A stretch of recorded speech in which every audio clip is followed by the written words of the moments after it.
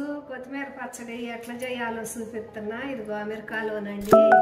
ఇది నిన్న పొద్దున కడిగి ఆరబెట్టుకున్నాను. ఆరినాక శుభ్రంగా ఆరినాక ఇదిగో కట్ చేసుకున్నానండి. ఈ కప్పుతో 2 కప్పులు అయ్యింది. 1/2 కప్పు ఎండుమిరపకాయలండి, వీటిని ముక్కలు చేసుకున్నాను. ఇదిగోండి 2 స్పూన్లు ఆవాలు, 2 స్పూన్లు మెంతులు, ఇదిగో ఉప్పు అండి, కల్లుప్పు తీసుకున్నాను. మీ దగ్గర ఉంటే తీసుకోండి, లేదా సాల్ట్ అయినా వేసుకోండి. ఇది కూడా కారానికి తగ్గట్టు వేసుకోండి, ఒక 2 స్పూన్లు. ఇదిగో చింతపండు అండి, ఒక 70 గ్రాములు ఉంటుంది. ఈ చింతపండు వేడి నీళ్ళల్లో కొంచెం ఉడకబెట్టుకుని ఆరిన పచ్చడి వేసుకుంటే పచ్చడి నిల్వ ఉంటుందండి.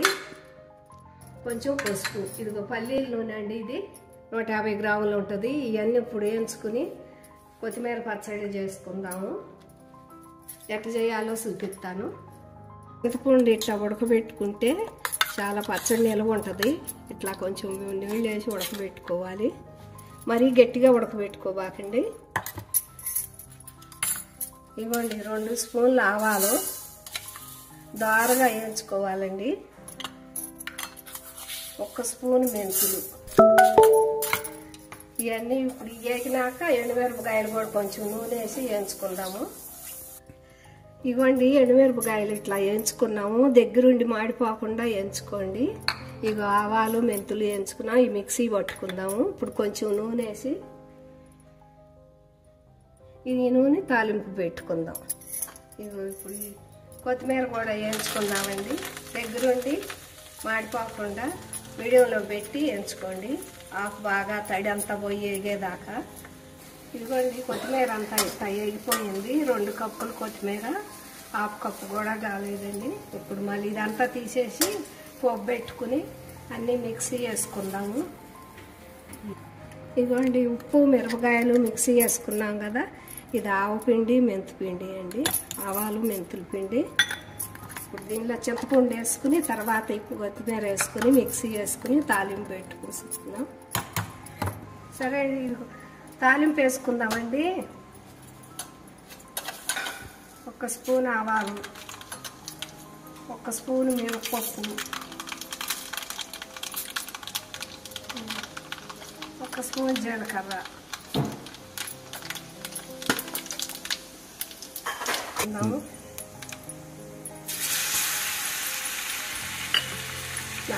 నాలుగు ఎండుమిరపకాయలు, కొంచెం కరివేపాకు,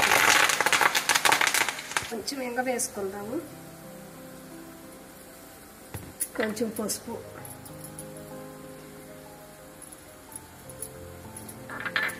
ఇప్పుడు తాలింపు పెట్టేసుకుందాము. తాలింపు మాడిపోకుండా వేసుకోండి.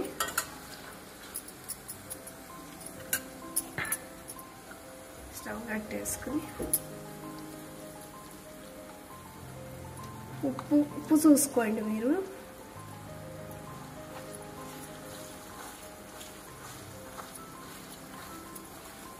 ఇది ఇప్పుడు ఎట్లా ఉందో మనం తిని చూసి చెప్తాము. ఇదిగోండి కొత్తిమీర పచ్చడి రెడీ అయిపోయింది. అంత రుచిగా ఉంటుందో అసలు. పిల్లలకు వేడి వేడి అన్నంలో కొంచెం నెయ్యి వేసి పెట్టారంటే అంత సూపర్గా ఉంటుంది. ఇది ఇప్పుడు ఎట్లా ఉందో అన్నంలో కలిపి మా కొడుక్కి కోడలికి పెట్టి చూపిస్తాను.